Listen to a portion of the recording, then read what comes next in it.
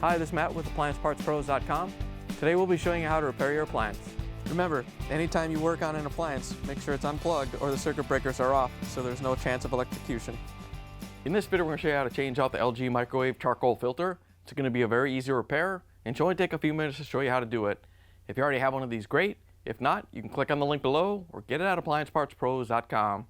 When you open up the package, you'll get the new charcoal filter. The charcoal filter filters out smoke and odors from the cooktop. The main reason you'd be changing it out is if it's dirty or damaged and the air is not being filtered. The charcoal filter is located right up here behind the vent assembly. The vent assembly is only held on by 2 screws. We're going to use the Phillips screwdriver to take them out.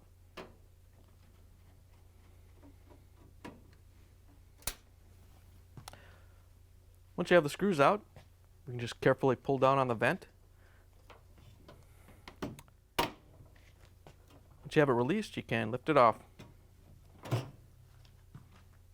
Once you have the cover off, you can just reach in and pull the charcoal filter out. Here's the old charcoal filter next to the new one. If you already have one of these, great. If not, you can get it at AppliancePartsPros.com. To put the new charcoal filter in, you want to make sure that the upper side is up, so the screen is facing up. And then you have to push it into the tracks at a little bit of an angle.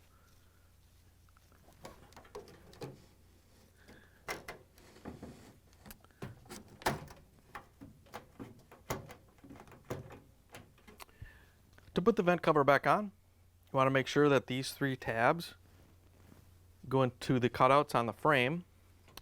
You also want to make sure that the filter's in the right spot. We're just going to drop the cover in right around the filter and make sure those tabs go in. Then we can push in the upper tabs, make sure they go underneath the cabinet.